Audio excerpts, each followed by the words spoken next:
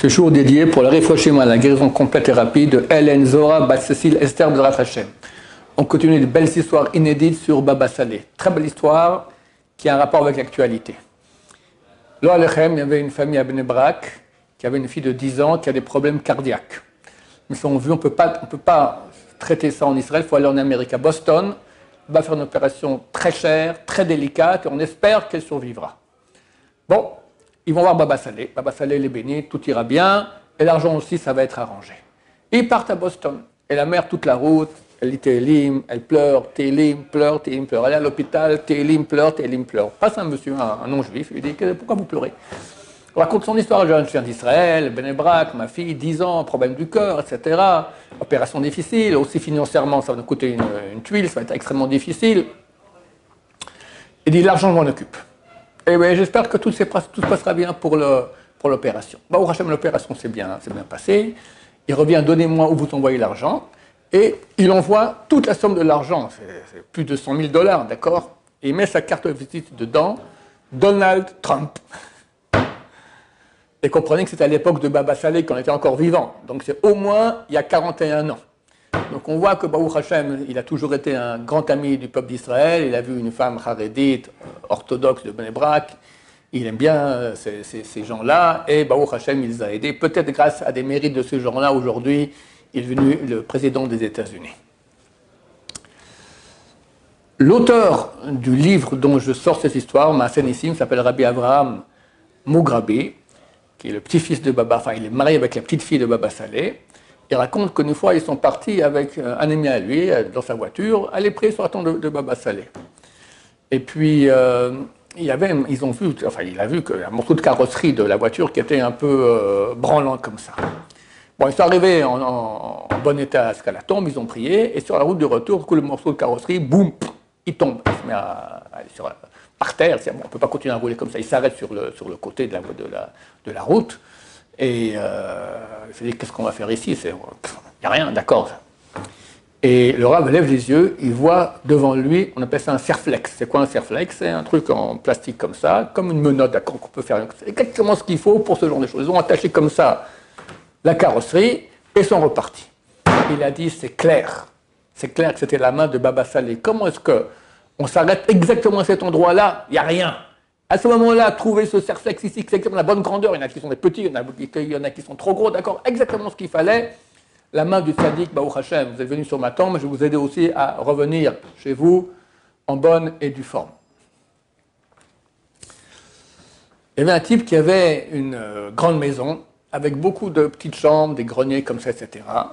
Baba Saleh lui a dit, j'aimerais bien que tu me réserves à moi une de tes chambres, comme ça je peux étudier tranquille là-bas. Le type était très très content, Baba Saleh vient chez lui comme ça. C'est un endroit secret où il allait comme ça se recueillir, il pouvait étudier tranquille.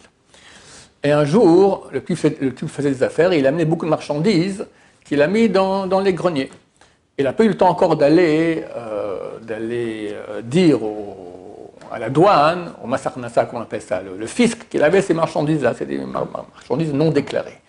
Du coup, il voit deux types arriver, il voit tout de suite, ce sont des agents du fisc. Ils couvrent Baba Saleh, ils arrivent, ils vont m'attraper, ça va être terrible, une grande amende, tout ça. Et elles sont où, elle est où cette marchandise? Il dit, voilà, ici, à gauche du bâtiment. T'en fais pas, tout ira bien. Et le Rav, il dit un verset dans la Torah, lorsque les anges sont arrivés à Sodome, alors, tous les habitants de Sodome ont entouré la maison de Lot et lui ont dit, donne-nous ces deux anges, on veut en être humain, on veut les violer.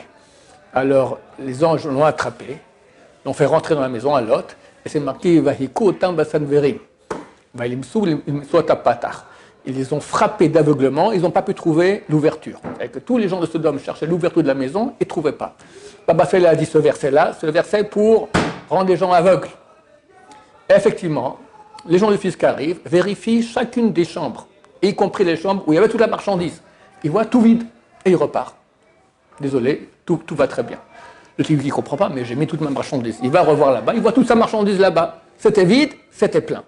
C'est une phrase magique. D'ailleurs, le Rav Chidad raconte aussi qu'il a été choisi pour partir à l'étranger, quitter Jérusalem, aller à l'étranger pour prendre de l'argent pour les Shivot en Israël. Il est parti plusieurs années. Il était en Tunisie, en Angleterre, à Paris, il a vu Marie-Antoinette, c'était avant la Révolution, il a fait une petite prière comme ça pour qu'elle soit sauvée, ça n'a pas marché d'ailleurs. Et en quittant Jérusalem, il y a un village arabe qui est encore ici, qui s'appelle Abou Ghosh. Abou Ghosh, c'est au nom du seigneur de ce village qui s'appelait Abou Ghosh. Et c'est pas Aladdin, comment il s'appelait, les 40 voleurs. Comment il s'appelait? Bon, j'ai oublié ce héros, d'accord, arabe avec ses 40 voleurs, c'était Abou Ghosh et ses 200 voleurs. Il raconte, il a écrit un livre entier là-dessus, le Rav Rida, qu'il avançait comme ça à dos d'âne, tout coup il voit arriver Abou Ghosh avec ses 200 voleurs. Et il a dit ce verset-là aussi, il y avait Kotam Bassan Verim, et il rappelle un nom de Dieu qui fait qu'on devient, on voit mais pas vu, d'accord? Il devient invisible. Je ne vous transmets pas ce nom-là, parce que si on le fait, on devient invisible, mais je ne sais pas comment on fait pour devenir de nouveau visible, c'est un peu embêtant, d'accord? Et je ne connais pas, je connais le nom, mais je ne connais pas les points, comment il faut dire. Donc, on ne s'amuse pas avec ça, c'est de la Kabbalah Maasit. En tout cas, pour dire que Baba Salé avait ces pouvoirs-là, et s'est utilisé, Baruch Hashem, le type, le temps après, d'aller dire au fils qu'il avait donc cette marchandise, et tout est rentré dans l'ordre.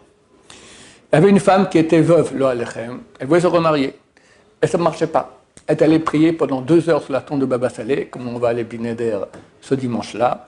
Elle prie, elle prie, elle prie. Quand elle sort de la tombe, elle reçoit un appel d'un chatran. Écoutez, j'ai quelqu'un pour vous, etc. Ça a l'air d'aller bien. Ils ont fait un chidour, c'est tombé que le chidour, premier jour, est tombé exactement le 4 Tevet, qui est le 4 Shvat, qui est le jour de Haïoula et Baba Salé. Et en un mois, ils se sont mariés, Baruch Hashem. Donc, Baba Salé, c'est marqué que les sadikim, quand ils sont morts, sont encore plus grands que quand ils sont vivants. Baruch Adonai, l'olam, amen, ve amen.